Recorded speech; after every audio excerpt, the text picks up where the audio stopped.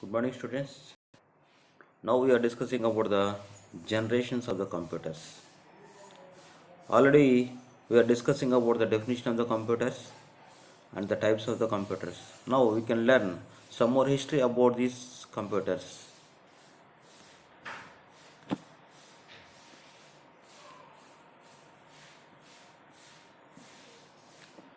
A computer is a machine that manipulates the data according to a set of instructions. A computer is a programmable machine that receives input, stores, and provides output in a useful format. They can be constructed out of almost anything. These are the simple definitions. Some more information about the computers. Computer ఇది electronic machine. ఇది input తీసుకుంటుంది, ఇంటర్నల్గా processing జరుగుతుంది, output ఇస్తూ ఉంటుంది. ఈ machine ఎలా generate అయింది, ఏ విధంగా తయారు చేయబడింది, ఎప్పుడు తయారు చేసింది, వీటి విషయాల గురించి తెలియజేసినది ఇప్పుడు చెప్పే టాపిక్ ఏంటంటే generations of the computers. Generations of the computers. Old computer ఒకసారి చూసామంటే మనం ఎట్లా ఉండేది అంటే, this a small diagram of the old computers. This the machine, electronic machine. Nowadays the CPU, laptops, mobile phones like one, but in olden days the computers like that. A small operation will be doing with the old machines. It will take some days, some months also. Yes, coming to our topic. When you are discussing about the history of the computers, we know one more important person. We know the importance of the person is a mathematician, British mathematician and professor. Charles Babbage is the father of our computers. Father of our computers. Charles Babbage is a British mathematics professor, is regarding as the father of computers.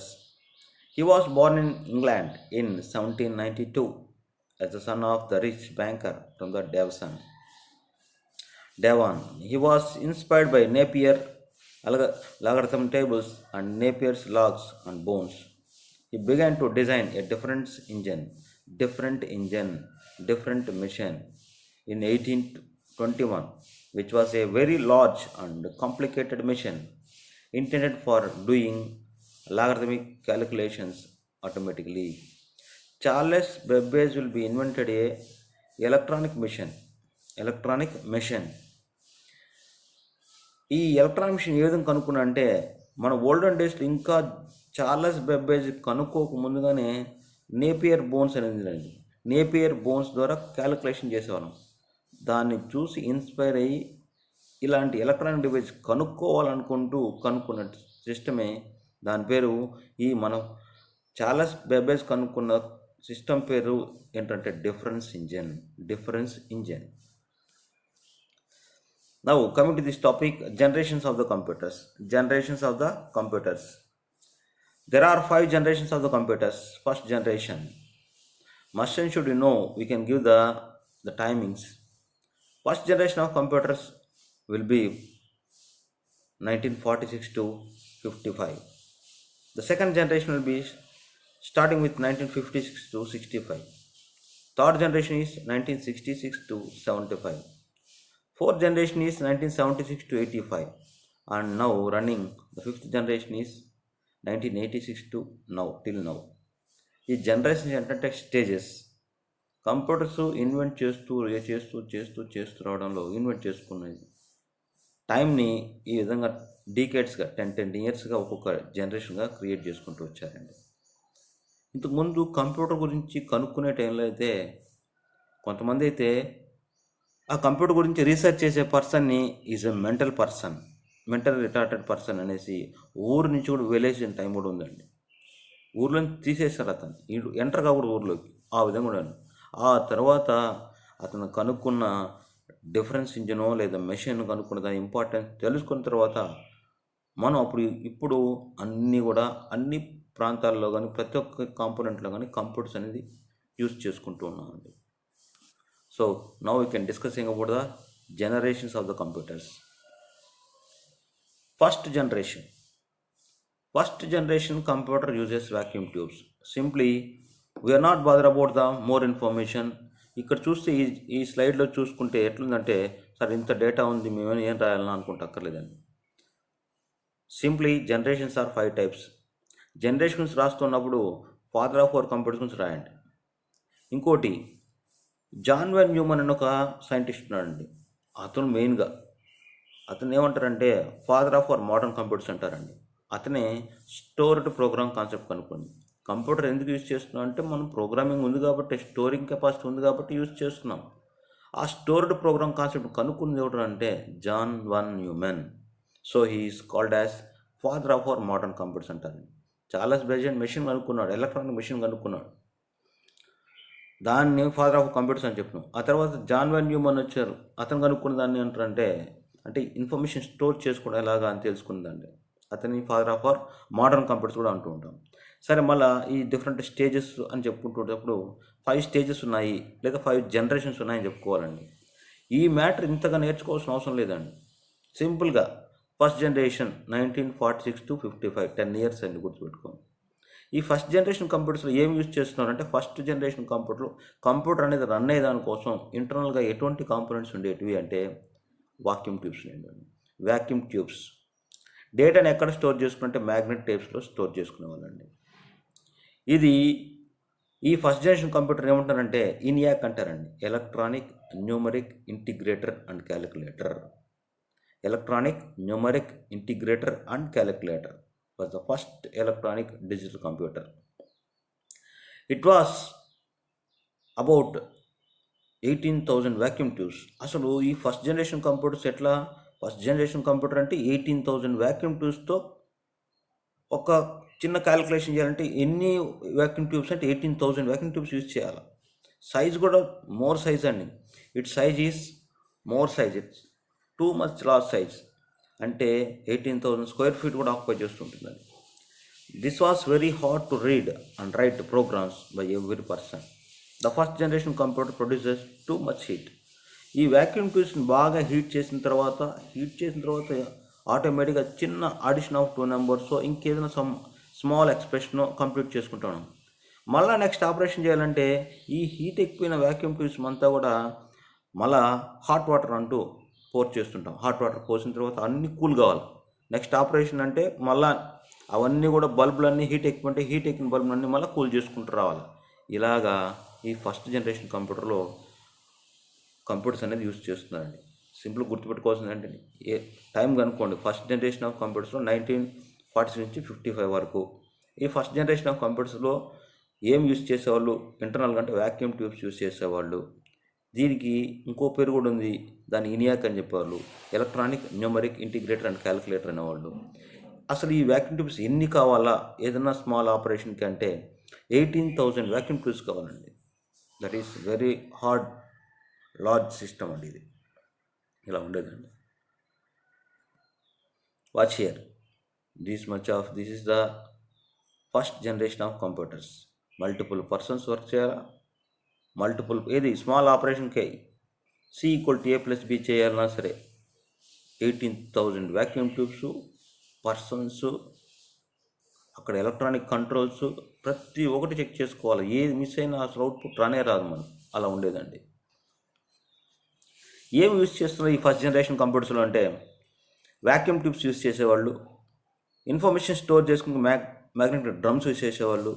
ఎంత data create చేస్తారంటే 4,000 బిట్స్ని create చేసేవాళ్ళు. Hard wire programs in computers అంటే buses అనో లేదా cables అనో ఇన్ని cables use చేసాడు. ఇవన్నీ కూడా ఈ ఫస్ట్ జనరేషన్ కంప్యూటర్స్ యూజ్ చేశారు. వాక్యూమ్ ట్యూబ్స్, మ్యాగ్నెటిక్ డ్రమ్స్, ఎంత డేటా అంటే 4,000 బిట్స్, హార్డ్వేర్ ప్రోగ్రామ్స్ అన్నీ కూడా ఈ జనరేషన్ యూజ్ చేసేవాళ్ళు. ఇంకా దీన్నే ఫస్ట్ జనరేషన్ కంప్యూటర్స్ని 1GL అంటారు. GL అంటే జనరేషన్ లాంగ్వేజ్ అని. సింపుల్గా అక్కడ డేటా చూడే విధంగా ఇస్తున్నారో 1 and 0 కాంబినేషన్తో ఇస్తూ ఉన్నారు. ASCII code, American standard code for information interchange, represents the very early primitive computer language that consists entirely of 1 and 0s. The actual language for the computers is known as machine level language. Also, all the people known as this is binary level language. This is first generation computers. First generation కంప్యూటర్స్లో data ఇవ్వాలంటే ఇలాగ bits ద్వారా ఇస్తున్నాం. Advantage ఏంటి ఈ first generation? అసలు computer అని తెలియనప్పుడు అది ఫస్ట్ జనరేషన్లో వ్యాక్యూమ్ ట్యూబ్స్ ద్వారా క్రియేట్ చేసినా కూడా ఎక్సలెంటే, ఏం తెలియదు కదా. It is they could perform thousands of calculations each second, make it possible decode the messages in a useful time. And the father of these computers had originally planned these machines to try and prove mathematical conjectures by this type of application could not be considered until after the war. అంటే first war second world war జరిగింది. Second world war తర్వాత ఈ first generation అనేది కనుక్కున్నారండి. దీంట్లో disadvantage ఉన్నాయండి. మెయిన్గా it will be very expensive cost పరంగా. They contained main 16,000 vacuum tubes will be required. Limitations for early computers was memory was practically non-existent. ఇవన్నీ కూడా డిసడ్వాంటేజ్ ఉన్నాయండి. Next coming to this one, second generation computers. ఇది 1956 నుంచి 65 వరకు ఉందండి. Second generation computer uses a new electronic device called transistors in the place of vacuum tubes. First జనరేషన్లో computer work కావాలంటే compulsory important component ఏంట్రా అంటే vacuum tube ఉండాలి. Second జనరేషన్కి వచ్చినాక ఆ వాక్యూమ్ ట్యూబ్లో ప్లేస్లో కొత్త కాంపోనెంట్, ఎలక్ట్రానిక్ కాంపోనెంట్ని రీప్లేస్ చేసే దాని పేరు transistor. Storage capacity of computer also increased during this generation. Second generation computers also started showing the characteristics of modern day computers with utilities such as printers, disk storage and operating systems. ఈ second జనరేషన్లో ఏంటేం లేదండి, vacuum tubes బదులు transistors use చేస్తున్నారు. దానికంటే కొంచెం ఫాస్ట్గా work అవుతుంది. అంతకుమించి ఎక్కువ చెప్పాల్సిన అవసరం, నేర్చుకునే అవసరం కూడా లేదండి మీరు. ఇదండి ఈ ట్రాన్సిస్టర్తో ఏంటి, ట్రాన్సిస్టర్ ఎలా వర్క్ అవుతుంది. This is the small diagram. Transistor based computers ఏం యూజ్ చేస్తారు ఇంతకీ ఈ సెకండ్ జనరేషన్ అంటే ఆల్రెడీ చెప్పండి. ట్రాన్సిస్టర్ అంటే ఎలక్ట్రానిక్ కాంపోనెంటే అండి. మ్యాగ్నెటిక్ కోర్స్ అంటే మన సబ్జెక్ట్ కోర్స్ కాదు, కోర్స్ అంటే డేటాను స్టోర్ చేసే దానికోసం, డేటా మూవ్ అయ్యే దానికోసం యూజ్ చేసే కాంపోనెంట్ అండి. ఇది 32,000 బిట్స్ అండి. ఇంతకుముందు ఫస్ట్ జనరేషన్లో 4,000 అని చెప్పుకున్నాం, ఇక్కడ 32,000 బిట్స్ డేటాని మ్యానిపులేట్ చేసుకోవచ్చు అండి. పంచ్ కార్డ్స్, ఇక్కడ పంచ్ కార్డ్ అంటే ఏంటంటే డేటాని పాస్ అవుతుంది లేదని ఇక్కడ టోకన్ లాగా ఉంటుందండి. అలాంటి ఎలక్ట్రానిక్ పంచ్ కార్డ్స్ అంటూ ఉంటామండి. దీన్ని 2GL అంటాం, second generation language. It represents A step up from the first generation language. Allow for the use of symbolic names instead of just numbers. The second generation languages are known as assembly level language. దీనికి ఇంకో పేరు కూడా వచ్చిందండి, assembly level language అని పేరు వచ్చింది. ఈ second generation assembly level language. ఈ అసెంబ్లీ లెవెల్ లాంగ్వేజ్ ఏంటంటే హై లెవెల్ లాంగ్వేజ్కి, లో లెవెల్ లాంగ్వేజ్కి ఇమీడియట్గా వర్క్ చేసేదాన్ని అసెంబ్లీ లెవెల్ లాంగ్వేజ్ అని కూడా ఇంతకుముందు కాల్ చేసేవాడి. The total code written in assembly level language is converted into machine level language. దీన్ని 2GL చెప్పుకోవచ్చండి. ఎంతగా వద్దండి, జనరేషన్స్ కంప్యూటర్స్లోకి వచ్చినప్పుడు ఫస్ట్ జనరేషన్ వ్యాక్యూమ్ ట్యూబ్స్తో క్రియేట్ చేసినారు, సెకండ్ జనరేషన్స్ ట్రాన్సిస్టర్తో క్రియేట్ చేస్తున్నారు. డేటా స్టోర్ చేసుకునే కెపాసిటీ ఉంది, ఆపరేషన్ కూడా చేసుకుంటూ ఉన్నాం. Advantages: smaller in size as compared to the first generation of computers.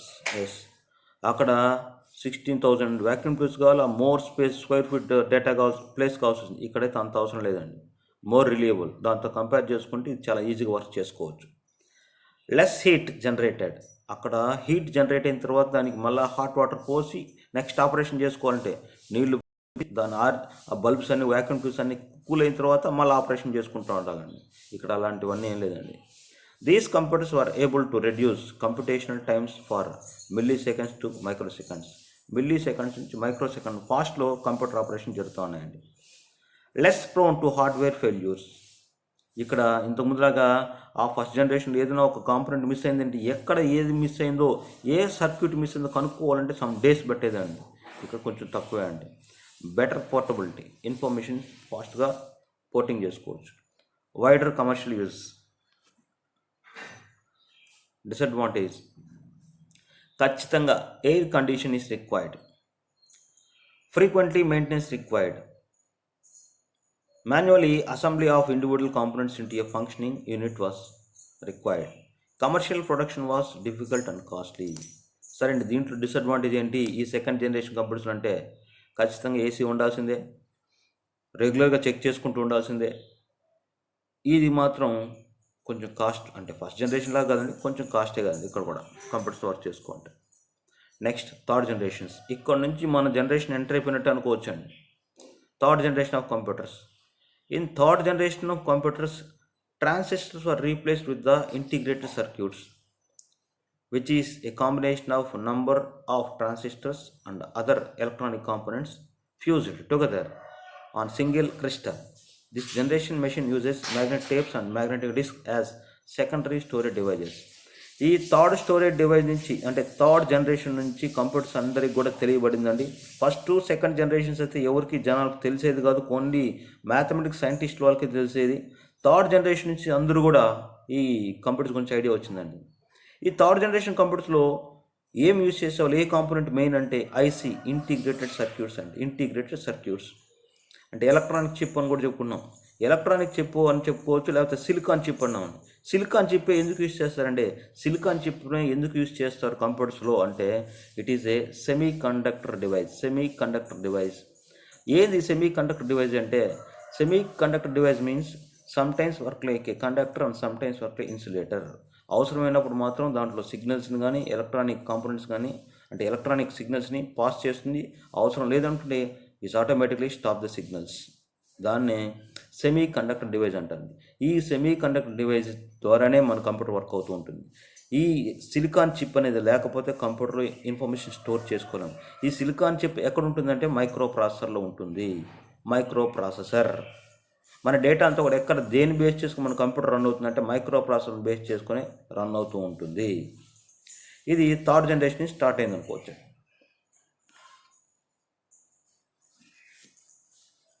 ఇక్కడ థర్డ్ జనరేషన్ కంప్యూటర్స్ చూస్తున్నామండి.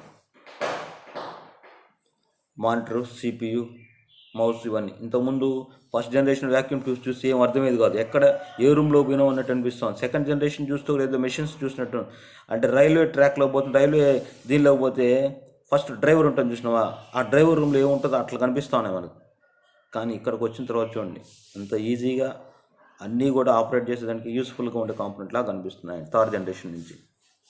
దీంట్లో ఏ మెటీరియల్స్ యూజ్ చేస్తారంటే సిలికాన్ చిప్స్. ఇప్పుడే చెప్పినాను, సిలికాన్ చిప్ ఎందుకు యూజ్ చేస్తారంటే semi conductor device. Silicon device లేకపోతే కంప్యూటర్ వర్క్ వర్క్ చేయదండి. Cores and ICs. ఐసీ అంటే ఇంటిగ్రేటెడ్ సర్క్యూట్స్. దీంట్లో ఎంత డేటా అంటే 1,28,000 బిట్స్ తీసుకోవచ్చు. అండ్ కీబోర్డ్ ఎంట్రీ, ఖచ్చితంగా కీబోర్డ్. ఇంతకుముందు అయితే కీబోర్డ్ ఎంట్రీ లేదు, ఎక్కడ నెంబర్స్, ఎక్కడ 1 and 0s ఎక్కడ ఎంటర్ చేస్తాం, సిగ్నల్స్, ఎలక్ట్రానిక్ సిగ్నల్స్. ఇక్కడైతే కీబోర్డ్ ద్వారా డేటాను ఎంటర్ చేస్తూ ఉన్నామండి. ఈ 3GL with the language introduced by the third generation of computer programming, words and commands. అంత అందుకండి ఇవన్నీ కూడా చదవడం ఏంటండి, థర్డ్ జనరేషన్ లాంగ్వేజ్లోనే ప్రోగ్రామింగ్ అంటూ ఎంటర్ అయ్యింది.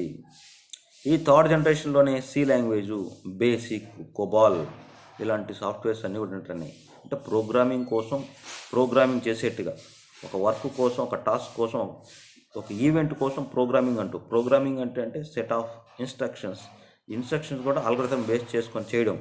బేసిక్ అని ఒక లాంగ్వేజ్ వచ్చింది, old language, beginners all purpose symbolic instruction code language. Computer ఏమీ తెలియనోడు ఫస్ట్ అప్పుడు ఏం నేర్చుకుంటే బేసిక్ లాంగ్వేజ్ నేర్చుకునేవాడు. ఆ తర్వాత కోబాల్ అని వచ్చింది, కామన్ బిజినెస్ ఓరియంటెడ్ లాంగ్వేజ్ అని వచ్చింది. కోబాల్, కామన్ బిజినెస్ ఓరియంటెడ్ లాంగ్వేజ్. ఇది ఓన్లీ బిజినెస్ ఆపరేషన్స్, అంటే బిజినెస్ ఆపరేషన్ కోసం ఏదైనా లాంగ్వేజ్ ఉందా దానికోసం కనుక్కున్న లాంగ్వేజ్ ఈ కోబాల్ అండి. ఆ తర్వాత వచ్చింది ఫోట్రాన్, ఫార్ములా ట్రాన్స్లేషన్. ఇది ఇంజనీరింగ్, మ్యాథమెటికల్ పర్పస్ కోసం యూజ్ చేసే లాంగ్వేజ్ అండి ఫోట్రాన్. అట్లా ఆ తర్వాత వచ్చింది సి లాంగ్వేజ్. ఇవన్నీ కూడా థర్డ్ జనరేషన్ నుంచే మనం యూజ్ చేసుకుంటూ ఉన్నామండి. Advantages: smaller in size as compared to previous generations of computers. Size already చెప్పుకున్నాను, ఫస్ట్ జనరేషన్ ఎంత స్పేస్ అనో, సెకండ్ జనరేషన్ అని సైజ్లో, స్పేస్లో అంతా డిక్రీజ్ అవుతూ వస్తుంది. Lower heat generated then the second generation computers. These computers were able to reduce the computational times from microseconds to nanoseconds. ఇంతకుముందు మిల్లీ సెకండ్స్ అన్నాం, మళ్ళీ మైక్రో సెకండ్స్ అని, ఇప్పుడు నానో సెకండ్స్ వచ్చినాం. నానో సెకండ్ అని చెప్పినాం. ఒక సెకండ్ని 10 lakhs పాటుగా డివైడ్ చేస్తూ వచ్చేది ఒక నానో సెకండ్ అండి. Maintenance cost is low because hardware failures are rare. ఇక్కడ దీంట్లో ఈ సిస్టమ్స్లో థర్డ్ జనరేషన్లో ఎప్పుడంటే అప్పుడు సిస్టమ్ ఫెయిల్యూర్ జరగదండి, ఈజీగా మెయింటైన్ చేసుకోవచ్చు. ఈజీలీ పోర్టబుల్, ఎక్కడ కావాలంటే అక్కడ, ఈ రూమ్లో ఉంటే ఆ రూమ్లోకి, ఈ రూమ్లోకి మన సిస్టమ్స్ మూవ్ చేసుకోవచ్చు. Less power requirement than previous generation of computers. Power కూడా కొంచెం కన్జ్యూమ్ తక్కువే ఉంటుందండి. Human labour and cost involved reduce the drastically. అక్కడైతే ఫస్ట్ జనరేషన్ కంప్యూటర్స్లో అయితే మినిమం ఒక 20 to 25 మెంబర్స్ లేదా 50 మెంబర్స్ వర్క్ చేయాలి చిన్న ఆపరేషన్ కోసం. సెకండ్ జనరేషన్ కంప్యూటర్స్లోకి వచ్చినప్పుడు కూడా at least 2 or 3 members 4 members work చేయాలి. ఏంది, కంప్యూటర్ నడిపే దానికోసం, ప్రోగ్రామింగ్ కోసం కాదు చెప్పేది, కంప్యూటర్ నడిపే దానికోసం, వర్క్ చేసే దానికోసం అంతమంది అవసరం. అట్లా ఇక్కడ ఏం లేదండి. Human labour and cost involve reduce drastically. Commercial production was easier and cheaper. Disadvantage: air condition required in many cases. Highly sophisticated technology required for a manufacture of integrated circuit chips. దీంట్లో కూడా అండి AC ఉండాలి compulsory, computer అంటూ ఉండాలా, ఎందుకంటే లోపల circuits heat ఎక్కుతూ ఉంటాయి, వాటికి కూల్ కావాలంటే ఏసీ కావాల్సిందే అండి. Now coming to 4th generation of computers. మీరు పుట్టినప్పటి నుంచి ఈ 4th generation ఆఫ్ కంప్యూటర్స్ ఉండొచ్చండి. ఇన్ 4th generation of computers IC were replaced with micro processors, very large scale integrated circuits.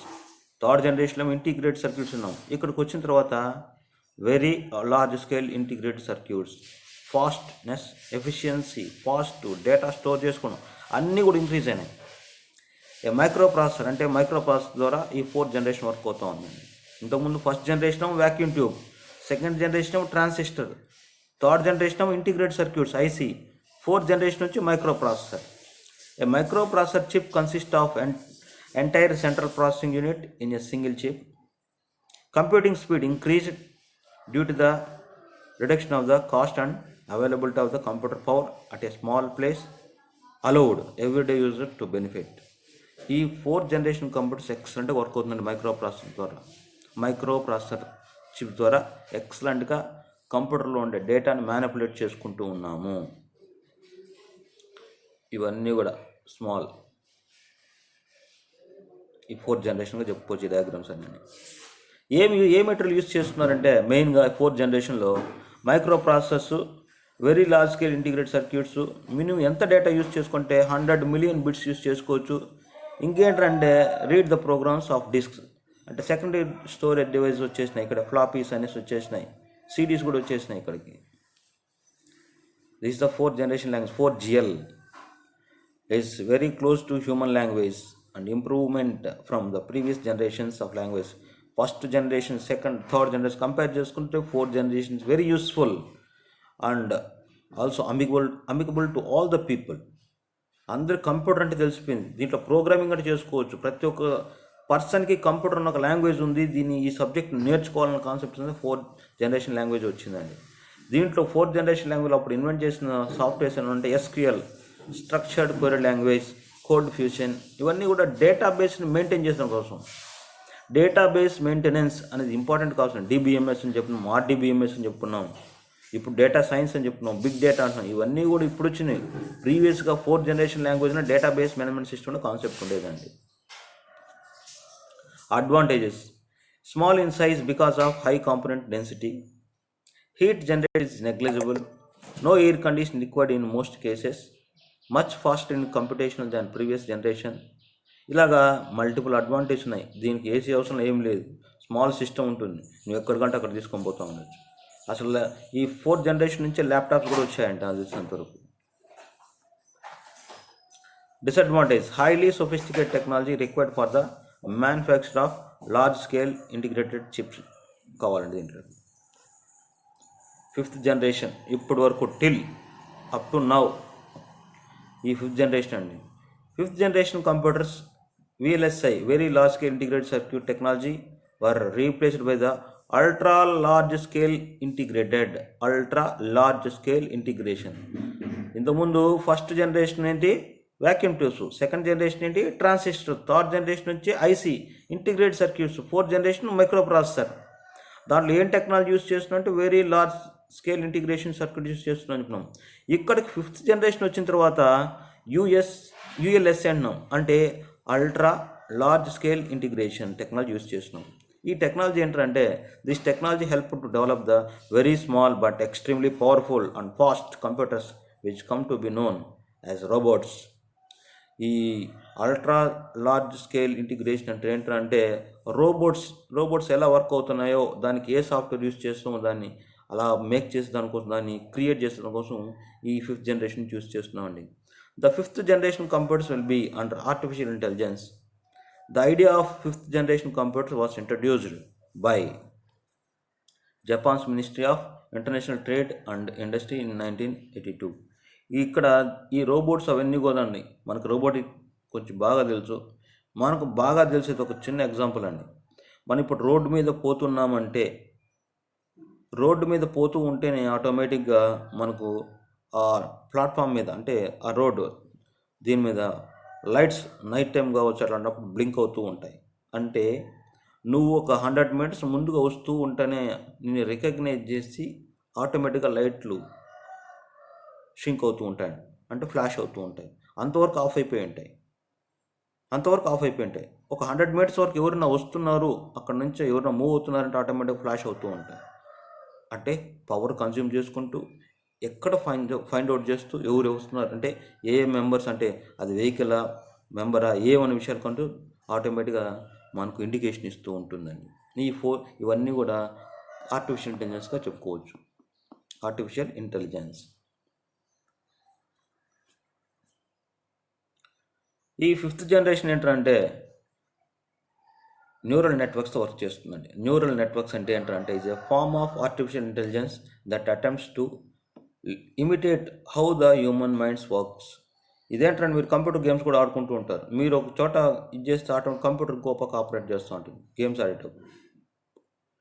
A game అయినా సరే, మీరు రమ్మీ తీసుకోండి, ఇప్పుడు చూసింది పబ్జీ తీసుకోండి, ఏదైనా మీరు ఒక చోట ఆపరేట్ చేస్తే కంప్యూటర్ ఒక నుంచి ఆపరేట్ చేస్తుంది. అలా చేసేవన్నీ కూడా ఏ టెక్నాలజీ ద్వారా అంటే ఈ ఆర్టిఫిషియల్ ఇంటెలిజెన్స్ అనే టెక్నాలజీ ద్వారా వర్క్ చేస్తూ ఉంటారండి మైండ్ గేమ్స్ అనేవి. Advantage: these computers are more reliable, works faster than the other computers, they are easier and portable, have extra high processing speed, have capability of parallel processing. It is wireless, purely wireless technology. Disadvantage: if computer have their own brain, then they can harm the humanity. Robo అనే సినిమాలో చూసినాం మనం. చిట్టి second half నుంచి, first హాఫ్లో బాగానే ఉంది, second half నుంచి ఆటోమేటిక్గా మనకు రివర్స్ అయిపోయింది, మొత్తం హ్యూమన్ బీయింగ్స్ని అసలు నాశనం చేసి పడేసినాడు. అలాగా ఇట్లాంటి కంప్యూటర్స్ కానీ ఓన్గా బ్రెయిన్ వచ్చింది అంటే, కంప్యూటర్ అంటే మనం చెప్పినట్టు వినాలి, దానికి ఓన్ బ్రెయిన్ కాదు థింకింగ్ చేసి వచ్చిందంటే అందరికీ డిసడ్వాంటేజ్గా ఉంటుందండి. సరే, ఇప్పుడు మనం చెప్పుకునేది ఏంటంటే ఫస్ట్ జనరేషన్లో వ్యాక్యూమ్ ట్యూబ్స్ అని చెప్పుకున్నాం కదా, అది ఎలా ఉంటుంది చూడండి. వ్యాక్యూమ్ ట్యూబ్ అంటే గ్లాస్ ఉంటుంది, దాన్ని ప్లేటు, ఫిల్మెంటు, మన బల్బ్ ఉంటుంది చూసినావా, ఆ విధంగా ఉంటుందండి. Vacuum tubes are glass tubes with circuit inside. Vacuum tubes have no air inside of them. మన బల్బే అండి, మన HTML బల్బు ఇంట్లో యూజ్ చేసే బల్బ్స్ ఉంటాయి కదా, ఆ బల్బ్ లాగా ఉంటుందండి ఈ వ్యాక్యూమ్ ట్యూబ్స్ అనేటివి. చూడండి, ఫస్ట్ జనరేషన్లో ఎన్ని వ్యాక్యూమ్ ట్యూబ్స్ సెట్ చేయాలో చూడండి, 16,000 వ్యాక్యూమ్ ట్యూబ్స్ని అలొకేట్ చేయాలి. ఆ విధంగా అలొకేట్ చేస్తే ఆపరేట్ జరిగేది. ట్రాన్సిస్టర్ అంటే ఇలా ఉంటుంది, ఇన్ఫర్మేషన్, అదే సెకండ్ జనరేషన్ యూజ్ చేసే కాంపోనెంట్ అండి. ఈ కాంపోనెంట్స్ అన్నీ కూడా సెకండ్ జనరేషన్లో యూజ్ చేస్తూ ఉంటామండి. ఇంటిగ్రేటెడ్ సర్క్యూట్ అంటే ఇది ఇది థర్డ్ జనరేషన్లో యూజ్ చేస్తున్నాం. చిప్ అని చెప్పినాం, ఐసి, ఇంటిగ్రేటెడ్ సర్క్యూట్స్ అని చెప్పుకుంటూ ఉన్నాం. ఈ ఇంటిగ్రేటెడ్ సర్క్యూట్స్ ఏమేంటంటే మన మదర్ బోర్డులో ఉంటాయి ట్రాన్సిస్టర్స్, రిజిస్టర్స్, కెపాసిటర్స్, ఇవన్నీ కూడా ఉంటాయి. మైక్రో ప్రాసెసర్లో చిప్ ఇవన్నీ కూడా అండి.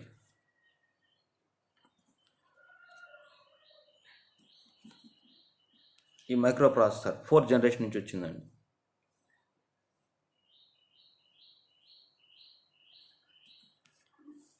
వీటి మధ్య డిఫరెన్సెస్, టెక్నాలజీ ఏంటి, ఫస్ట్, సెకండ్, థర్డ్ ఇవి రాస్తే ఈ టేబుల్ వేస్తే చాలు మీకు మార్క్స్ పడిపోయినట్టే అండి. ఫస్ట్ జనరేషన్లో ఏం యూజ్ చేసిన కంప్యూటర్స్ అంటే వ్యాక్యూమ్ ట్యూబ్స్, సెకండ్ జనరేషన్లో ట్రాన్సిస్టర్స్, థర్డ్ జనరేషన్లో ఐసీ, ఫోర్త్ జనరేషన్లో మైక్రోచిప్స్, ఫిఫ్త్ జనరేషన్లో ultras technology. Size filled with whole building, పెద్ద బిల్డింగ్స్ కావాలా, ఇక్కడ అసలు చిన్న చిన్న రూమ్లో సరిపోతూ ఉండేది. ఇది థర్డ్ జనరేషన్లో స్మాలర్, ఇదైతే టినీ అంటే స్మాల్, మన చేతిలో పట్టుకున్నట్టుగా ఉండేది. ఇవన్నీ కూడా అవి డిఫరెన్సెస్. Next artificial intelligence. ఇదే చెప్తున్నా, కంప్యూటర్ ఆటోమేటిక్గా మనిషి ఏం చేయాలనుకున్న విషయం ముందుగానే రికగ్నైజ్ చేసి మనకు చెప్తూ ఉంటుందని చెప్పాను కదా, ఆ విధంగా ఉండేదండి. మనం లిఫ్ట్లో పోతున్నప్పుడు కూడా సరే, సింపుల్గా డోర్ క్లోజ్ అయ్యేటప్పుడు అట్లా కానీ చేయి అటు పెట్టినప్పుడు చాలు ఇమీడియట్గా డోర్ ఓపెన్ అయిపోతూ ఉంటుంది. ఇంకా హోటల్స్, మంచి హోటల్కి పోయినామంటే అక్కడ వాష్ బేసిన్లోకి వెళ్ళినప్పుడు చెయ్యి ఎప్పుడు పెడతాం అప్పుడే వాటర్ వస్తుంది, మిగతా టైంలో వాటర్ రానే రాదు. మనం కూడా వాటర్ అనేది ట్యాప్ ఎక్కడ అనుకుని చూస్తూ ఉంటాం. ట్యాప్ అవసరం లేదు, జస్ట్ మీ హ్యాండ్ ఎక్కడ పెడితేనే వాటర్ వస్తుంది, మీ హ్యాండ్ తీస్తే మళ్ళీ వాటర్ క్లోజ్ అయిపోతూ ఉంటుంది. ఇలాంటి టెక్నాలజీస్ అన్నీ కూడా ఆర్టిఫిషియల్ ఇంటెలిజెన్స్గా చెప్పుకోవచ్చండి. Okay, games playing, expert systems, natural languages, neural networks, robotics, ఇలాంటివన్నీ కూడా ఈ ఆర్టిఫిషియల్ ఇంటెలిజెన్స్ అనేది, ఈ artificial intelligence fifth generation computers అండి. Thank you.